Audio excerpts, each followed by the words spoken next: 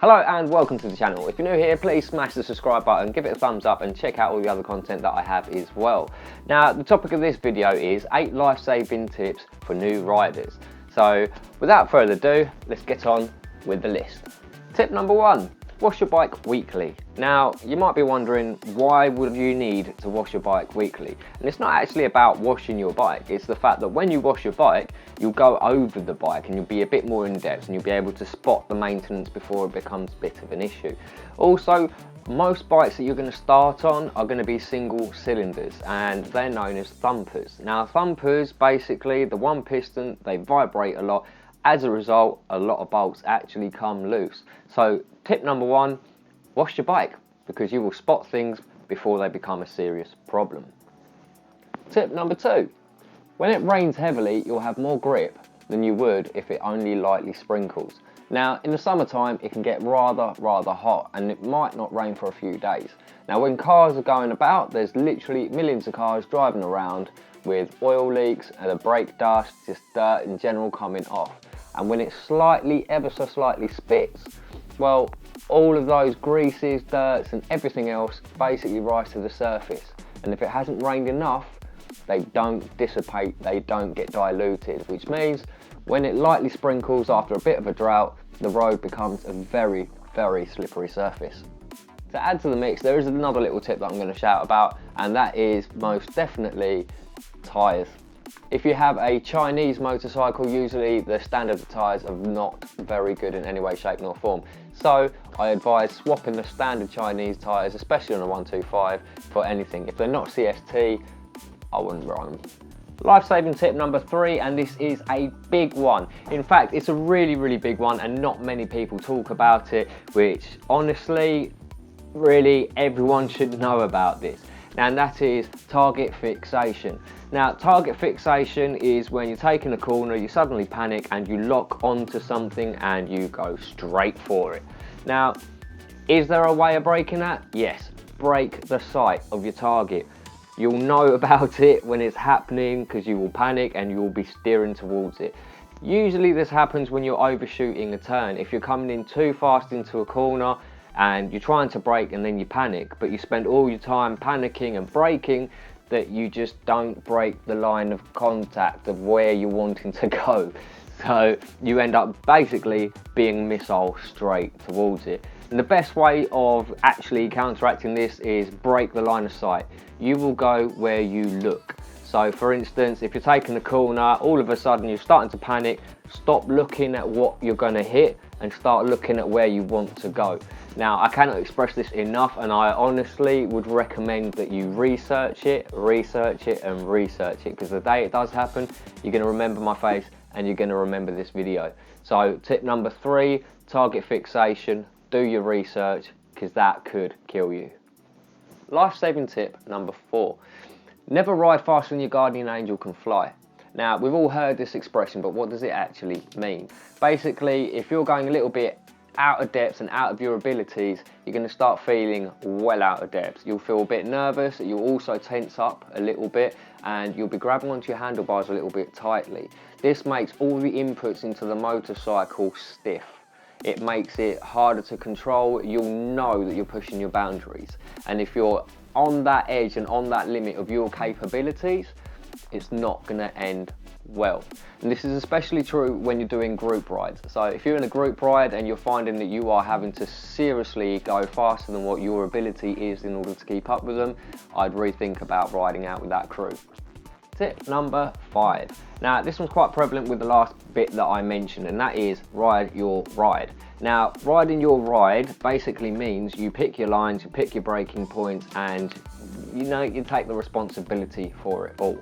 Now, this is especially prevalent in group rides, because if you are following the person in front and they go down, and you are following that person, basically their braking points, this, that, and everything else, you're going to go down with them. Now, again, when you're out in a group ride, you're responsible for yourself. So if the person comes off in front of you and you're following, that's not their fault, that's yours. Ride your ride literally means ride within your limits, take the lines that you feel comfortable with, at the speed that you feel comfortable with. And if the group of guys and girls that you're riding with you think they might be a little bit too fast or they're a lot more advanced and stuff like that, a good group of riders will always take into consideration the slowest and most unskilled rider in the pack. Life-saving tip number 6. When you're riding, give yourself a bit of distance from the person, the car, or anything that is in front. Now, the reason for this is you might think your brakes on a 125 are really, really good, but the actual truth is they're really not in comparison to everything else. A car will stop harder and faster than you. Now, that's because it has 4 points of traction, bigger brakes, and it weighs more to keep that traction on the ground.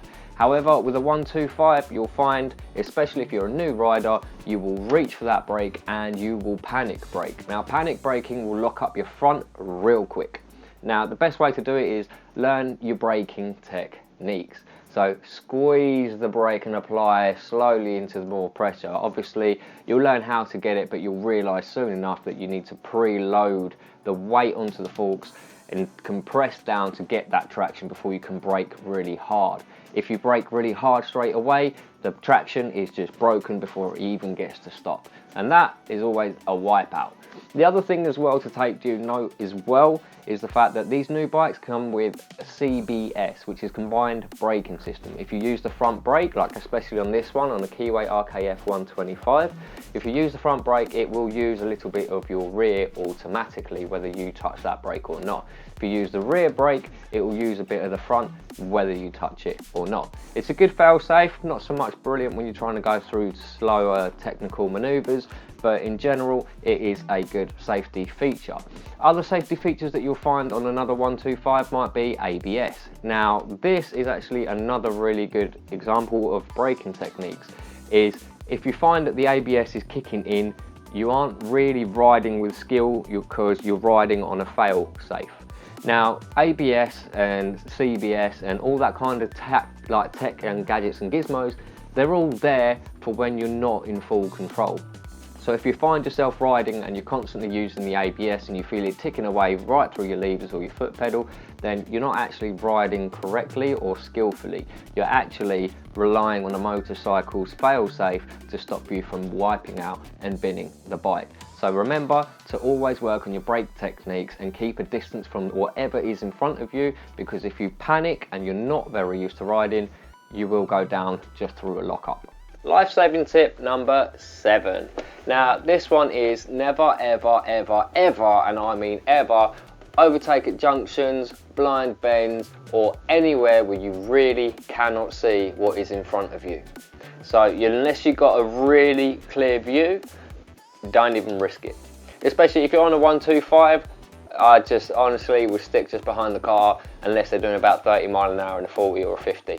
The reason for that is you don't particularly have that much overtaking power, and a lot of people even then on bigger bikes will take some massive risks. I see it all the time, and I drive professionally as a living, and honestly I have seen some stuff that I just wouldn't even dream of. I've seen near misses, I've seen people do some risky stuff, but just honestly, from lots and lots and lots of years and mileage of experiences, junctions, people will turn right and the other person will pull out because they haven't seen you and you're not that visible. So tip number, life-saving number 7 is do not overtake at junctions, blind bends, or anywhere where there might be side roads.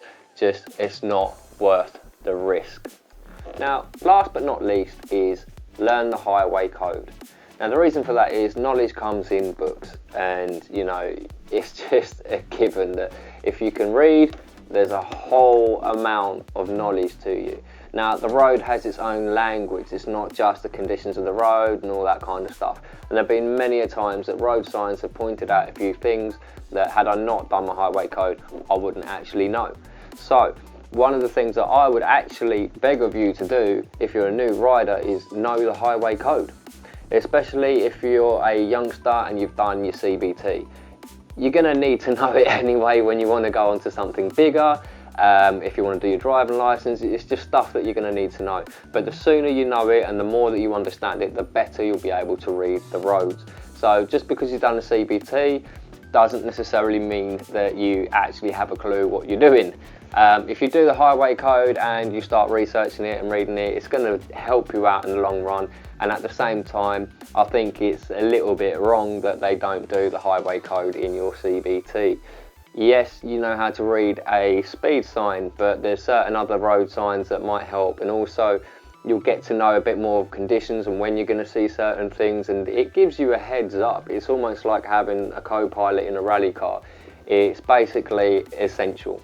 So tip life-saving number 8 really is learn your highway code. Just the more knowledge you can get on the road of the road that you're riding, the better it's going to be for you, and the less likely it is that you're going to crash. So there you have it. That's my 8 life-saving tips for new riders. Now, obviously the topic is very vast and very much I can't cover it all, even though I wish that I could. There's a lot of research to be done, especially if you're a new rider, but these little tips are ones that I find aren't really noted as much, and I believe that people kind of should know a bit more about, especially the target fixation. Please, if you can, honestly research it, because that is a big killer that isn't overly talked about that much. But if you like this kind of content, please smash the subscribe button, give it a thumbs up if it's helped you out, and if you think it's really good knowledge. Anything else that I may have missed, please drop it in the comment section below. But as usual, until next time, ride it out, because you're not riding it in the right limit. Why is there a fucking fly? Bugger off. Of all places, I've had the garage door open like once or twice. Bear with me a minute. Oh, yeah, come back. Oh, that was nearly light. Nope. Seriously, fuck off. Leave the light. Oh, you little bastard. Alright, get serious now. Oh, you wanna fuck right off. Oh, you mother. There's like 1,000,001 cobwebs in here and you ain't fucking reached one.